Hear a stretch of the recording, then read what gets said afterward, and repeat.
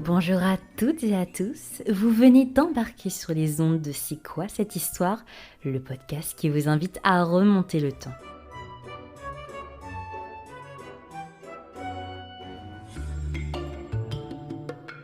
Bienvenue sur C'est quoi cette histoire, je suis heureuse de vous retrouver dans ce nouvel épisode, toujours en compagnie de notre experte préférée. Bonjour Noémie, comment ça va ? Ça va très bien et toi ? Mais ça va très bien, merci beaucoup. Dans ce nouvel épisode de C'est quoi cette histoire, on vous propose de troquer vos euros pour des sesterces et de partir vagabonder dans les rues commerçantes de Rome à la recherche de bonnes affaires. Aujourd'hui, Noémie va être notre guide pour une virée shopping en Rome antique. Alors, avant de faire chauffer nos sesterces, Noémie, pourrais-tu nous donner une idée de l'importance du commerce dans l'Antiquité ? Êtes-vous déjà allé aux Champs-Élysées à Paris ou encore dans la rue Sainte-Catherine à Bordeaux en période de solde ? Eh bien, vous pouvez projeter ce tableau sur la Rome antique. Effectivement, les rues commerçantes sont très encombrées à Rome. On vend dans la rue comme sur les places. Les passants se répartissent dans la rue selon leur statut, donc en bas à pied, la plèbe, et plus en hauteur, allongés sur des litières, on retrouve les habitants les plus fortunés. Les litières sont d'ailleurs nombreuses dans les deux sens, ce qui provoque parfois même des embouteillages. Et donc à ce titre, l'empereur Domitien, qui règne de 80 à 96, publie un édit pour interdire aux commerçants de gêner la circulation des litières avec leurs étalages. Et donc le commerce dans l'Antiquité a une place prépondérante. Le vin, par exemple, pouvait être produit dans les campagnes romaines, puis importé ou contrôlé par des grossistes. Il est ensuite transporté par des transporteurs ou bateliers, acheté par des taverniers qui le revendent à des clients ou à des vendeurs ambulants, etc. Donc vous voyez bien que la chaîne commerciale implique tout un tas de métiers différents. Bon, commençons nos emplettes par nous restaurer. Où pouvons-nous nous procurer des denrées alimentaires ? Le Macellum est un marché spécialisé dans les denrées alimentaires. Donc les Macella sont d'importants regroupements de boutiques. À Leptis Magna, par exemple, le Macellum accueille 41 boutiques. Celui de Timgad en accueille 13. Donc c'est un peu l'équivalent de nos centres commerciaux finalement. Les marchés de Trajan, plus spécifiquement, sont construits entre 109 et 113 après Jésus-Christ à Rome. Et ils font partie de l'ensemble que constitue le forum de l'empereur Trajan. Donc ensemble constitué d'un forum, d'une basilique, de bibliothèques et des marchés, et donc au centre de la colonne Trajane. Et l'ensemble a été réalisé par l'architecte Apollodore de Damas. Et donc les marchés en question sont situés sur le côté oriental du forum. C'est une sorte de complexe commercial. Donc les marchés de Trajan comportent 150 boutiques réparties sur 3 étages. Et les marchandises qui y sont vendues proviennent du monde entier. C'est un lieu de vente au détail, également un centre d'approvisionnement et de redistribution des produits. Et donc l'établissement est géré par des fonctionnaires impériaux. Au premier plan de cet ensemble, on va trouver une grande exèdre. Donc une exèdre est une salle semi-circulaire. Et donc 11 boutiques vont se répartir sur la partie inférieure. Il s'agit de petites pièces voûtées. Et le premier étage, lui, comporte 10 boutiques. Donc au troisième étage, encore une série de boutiques qui donnent sur la rue. Et donc toutes ces petites boutiques vont proposer à la vente du vin, des épices, des fruits, des poissons, etc. Est-ce que les rues commerçantes en Rome antique revêtent le même caractère animé de celles que nous connaissons aujourd'hui ? Alors lorsque l'on arpente les rues principales de Pompéi ou d'Herculanum, on a l'impression de retrouver un environnement très proche de celui de nos villes modernes. On y retrouve des bars et des cafés qu'on appelle tabernae, popinae ou kauponae, avec un comptoir proche du trottoir pour attirer le passant, ainsi que des boutiques qu'on appelle également tabernae, avec des larges ouvertures sur la rue.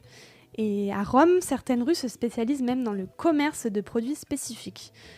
Toutefois, on a déjà une ambiance dans la rue même, c'est-à-dire des vendeurs ambulants qui vont alpaguer les passants, comme des vendeurs de pain qui vont transporter leurs marchandises dans des petits paniers, ou alors des cuisiniers de rue qui vont proposer des saucisses fumantes par exemple, un peu comme les hot dogs, et quelques animations, des charmeurs de serpents par exemple, ou ce genre de choses. Comment a été conçues les boutiques romaines ? Est-ce que leur devanture était semblable à celle de nos commerces actuels ? Archéologiquement parlant, il est difficile de savoir aujourd'hui réellement ce qui se passait à l'intérieur des boutiques, car peu peu d'informations ressortent pendant les fouilles. Souvent, ce sont des objets précis qui vont attester de tel ou tel commerce. Par exemple, des couteaux de boucher qui vont indiquer la présence d'un vendeur de viande. Parfois, on retrouve également des enseignes ou une publicité à l'extérieur qui va révéler la nature du commerce. Au niveau de l'architecture, la boutique romaine est très simple. Elle se compose généralement d'une seule pièce. Elle ouvre sur la rue par une grande baie qui va être fermée la nuit par des volets en bois notamment. Et l'aménagement principal est en fait la table, qui est très souvent maçonnée dans l'ensemble d'ailleurs. Le commerçant se sert de cette table pour présenter ou pour travailler ses produits. Et la boutique est souvent aussi agrémentée d'étagères, de tables pour présenter d'autres marchandises. Certaines boutiques sont également intégrées à l'habitat. Donc dans ce cas-là, elles sont aménagées au rez-de-chaussée d'une domus et elles peuvent être louées par le propriétaire ou alors tenues par le propriétaire lui-même. Concernant les enseignes, chaque boutique possède sa propre enseigne. Celle-ci va être fixée au-dessus de l'entrée. Elle n'est généralement pas plus grande qu'une valise. Elle est réalisée à partir de plaques de bois, de marbre ou de terre cuite et peut être sculptée en relief, voire colorée. Un boucher va par exemple faire figurer 5 cuisseaux de porc sur son enseigne ou une chèvre pour des produits laitiers ou encore 3 amphores vont représenter une taverne, etc. Et certaines enseignes, pour terminer, arborent également une petite phrase. Par exemple, Habemus in Cena pullum piscem pernam paonem benatores, ce qui signifie donc « Nous vous proposons poulet, poisson, jambon, pain et gibier », accompagné d'un petit cœur en signe de bon accueil. Finalement, ce sont des modèles assez proches de ceux que nous connaissons aujourd'hui. Exactement. Alors, dans nos rues commerçantes actuelles, justement, et je pense dans tous les bourgs de France, enfin, à voir avec Jean-Pierre Pernaut avant son départ en retraite, on retrouve au moins les 3 commerces élémentaires que sont la boulangerie, la boucherie et le primeur. Est-ce que ces commerces étaient déjà présents en Rome antique et si oui, comment se présentaient-ils ? Donc effectivement, ce sont des commerces qu'on retrouve en Rome antique. Donc le boulanger est appelé pistor et la boulangerie est la pistrina ou le pistrinum. Elle consiste en une pièce qui va être dévolue à la vente des pains, mais également on a un atelier de fabrication dans lequel on va moudre le grain pour fabriquer la farine, préparer la pâte, cuire le pain, etc. La boulangerie propose ses pains à la vente dans la partie dédiée au commerce. Et donc sa façade, comme on l'a mentionné tout à l'heure, est ouverte sur l'extérieur avec un comptoir placé à son entrée. Des pains vont être empilés sur ce comptoir ou alors sur un présentoir. Et le boulanger vend ses produits et effectue les transactions à cet endroit. Concernant le boucher romain, on l'appelle le lanius et sa boutique est le laniarium. Les gallinari sont les volaillers. Et donc, les artisans peuvent se spécialiser dans la production et la vente de produits spécifiques. Les charcutiers sont les confecturarii, les marchands de boudins les botullarii et les marchands de boulettes de viande, par exemple les icichiarii. À Rome, il existe 3 marchés de viande, le Forum Boarium, qui est le marché aux bœufs, le Forum Suarium, le marché aux porcs et aux lards, et le Forum Pecuarium, donc aux ovins et caprins. Les bouchers sont organisés en 3 collèges, et donc leurs denrées dans leurs boutiques sont vendues, suspendues au plafond pour être présentées aux clients. Le boucher travaille sur un établi et dispose d'une balance pour peser ses produits. Et donc il va déplacer un poids le long d'une barre pour établir la pesée de ses aliments. Donc pour terminer sur cette petite partie alimentaire, on trouve également un marchand de fruits et légumes qui vend généralement des produits locaux, mais cependant on peut aussi avoir des fruits importés de l'étranger ou des confins de l'Empire. En introduction de cet épisode, je vous avais proposé une virée shopping, alors passons à présent à l'achat de vêtements. Bon, sans être une experte en la matière, un joli jeu de mots, n'est-ce pas ? Il me semble que la Rome antique était dépourvue de grandes enseignes de prêt-à-porter. Alors, comment faisait-on en Rome antique pour s'habiller, si on s'habillait d'ailleurs ? Alors oui, effectivement, on s'habillait et on pouvait se fournir en vêtements ou tissus plutôt. Donc les marchands de vêtements sont appelés les vestiarii. Le vestiarii tenuarii est un vendeur d'étoffes.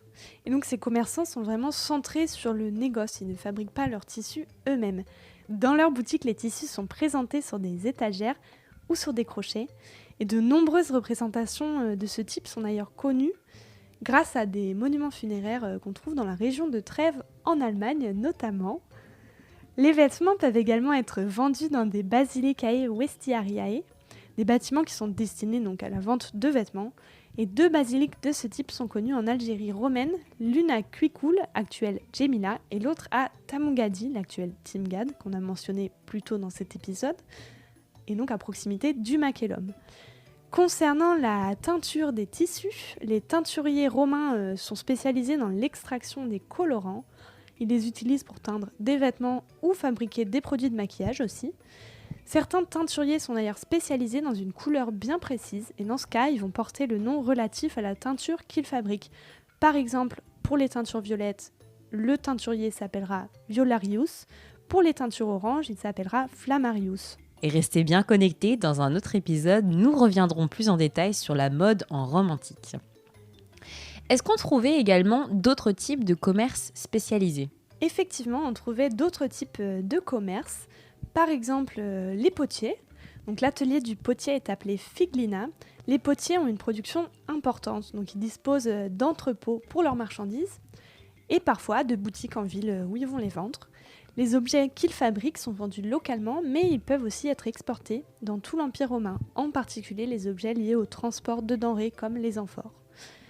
Un autre type de boutique sont les parfumeries. Le parfumeur est appelé Seplaciarius et la parfumerie est la Seplacia. Le parfumeur romain crée des parfums et les vend. Il commercialise ses parfums dans des flacons et sa parfumerie est généralement située dans un lieu passant. Elle est dotée d'un comptoir de vente pour effectuer des transactions avec les clients, mais aussi d'un fourneau ou d'un trépied pour effectuer des mélanges à chaud dans un chaudron. On allait également chez le coiffeur à l'époque romaine. Donc le coiffeur à l'époque est également un barbier. Son nom latin est le tonsor et sa boutique la tonstrina. Le plus souvent ce sont des hommes qui fréquentent cette officine. Les femmes riches ont généralement une coiffeuse personnelle qui est une esclave. Et les hommes pauvres ne vont pas non plus chez le tonsor. Je ne vais pas rentrer dans plus de détails que ça, puisque le sujet de l'esthétique fera l'objet également d'un futur épisode. Et pour terminer ce petit tour d'horizon, on peut aussi mentionner les marchands d'huile, qui sont appelés oliarius. Et donc les marchands et négociants en huile sont le plus souvent des affranchis. L'huile est contenue dans des jarres et dans la boutique, le marchand va verser de l'huile dans une jatte ou une coupe bien creuse pour présenter son huile à la clientèle. Et lorsqu'un client vient en acheter, il va donc puiser avec une louche spécifique, la coupa olearia, puis verser l'huile dans un récipient et le commerçant utilise un cornet pour transvaser l'huile de la coupa au récipient pour le client. On connaît d'ailleurs une stèle, la stèle de l'Oliarius de Cherchel, qui montre cette gestuelle spécifique aux marchands d'huile. Et donc effectivement, sur cette stèle, le personnage utilise une coupa olearia et transfère de l'huile dans un récipient. Donc en fait, la vie commerçante occupe une place centrale dans les villes romaines. Oui, c'est ça. Finalement, le commerce occupe une place vraiment prépondérante dans la vie romaine et dans la ville. Également. Merci à toi Noémie pour toutes ces informations très intéressantes. Si vous avez envie d'être incollable sur le shopping en Rome antique, retrouvez toutes les œuvres de référence sur le sujet, listées soigneusement en description par Noémie.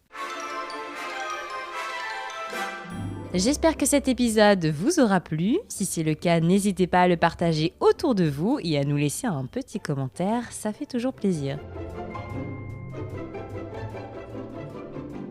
À bientôt Noémie. À bientôt. On se retrouve très vite pour un nouvel épisode et d'ici là, portez-vous bien et ne faites pas trop chauffer la carte bleue.